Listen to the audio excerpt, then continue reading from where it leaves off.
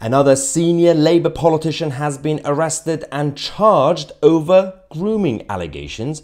And in this video, we ask why there isn't enough attention and focus on stories like this in the corporate media.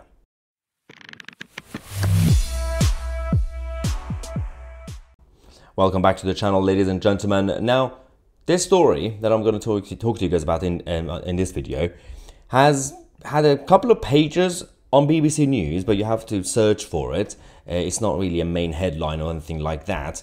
And the problem we have is that these sort of stories happen almost on a regular basis now. And if it weren't for independent media outlets like Vote Watch to report it, nobody would know. And regional press, obviously. This is about another Labour politician, David Graham, who's been one of the senior councillors and also a close friend to the Labour leader in Scotland, has been arrested and charged. This is Councillor David Graham of the Scottish Labour Party, and he's got a lot of experience. He's been around for a while, and one of the problems is again the details of these sort of issues not only haven't been reported, but there hasn't been any sort of investigation by the media about the trend, because there is clearly a toxic culture.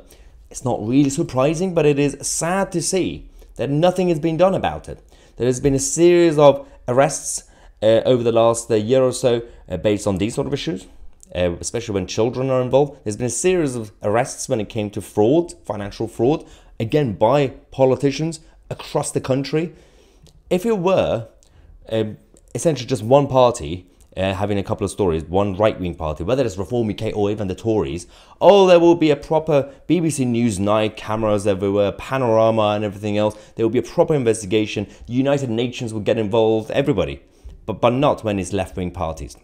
So, this is according to Police Scotland. A 41-year-old man has been arrested and charged in relation to grooming offences. This was in Fife, and he has been released on an undertaking to appear at obviously Sheriff Court, and they're going to be obviously continuing the investigation. So this is the latest, but for those who don't know this person, he's quite close to Anas Sarwar, who is the Scottish leader of the Labour Party in Scotland. And as he said, this is a post on Facebook, I believe, when he said, "I'm delighted to receive an endorsement from my friend and the leader of the Scottish Labour Party, Anas Sarwar." But his office is pretty quiet on this because there's an investigation going on, so they don't really want to say anything. It's going to be quite embarrassing for the Labour Party if the media would focus on it.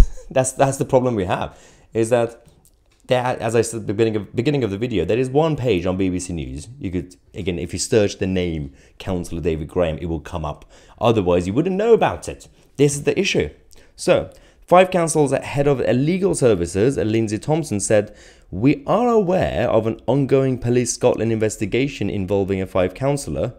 As this is a live case, we cannot comment further on the individual circumstances." That is usual, that's normal reaction, usually. But at least they've responded to something, even though they haven't really commented on it.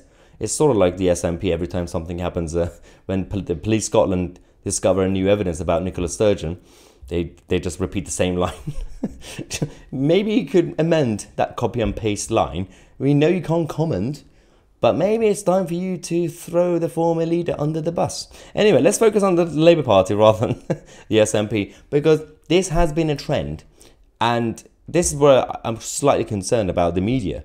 Back in July this year, a month ago, almost 2 months ago actually, beginning of July, another Labour councillor was charged because he had, in his possession, very indecent images, young people, children, and but again, we reported it, Vote Watch reported it, not much investigation by the national platforms. The Labour Party's Tom Dewey actually has now pleaded guilty to these offences, and but again, there is no urgency by the establishment to look at themselves in the mirror and see what they're doing to our country. Yes, we wanted more normal people to get involved with politics. We wanted everybody with different backgrounds to get involved with frontline politics. We didn't actually mean criminals. Like, that wasn't the case. When we said we need to increase representation in the country and the franchise, we didn't really mean get the psychos involved. We already have the narcissists and egotistical politicians and liars we accepted that. We're kind of getting used to that. We didn't actually mean go and get the Bond villains involved, or actually incompetent Bond villains, and weren't actually causing harm in society. You're giving them a position of power. They're already psychotic, and you're giving them more power to get away with this nonsense. Anyway, let me know your thoughts. I'm Mahyar Tousi, and we are the media.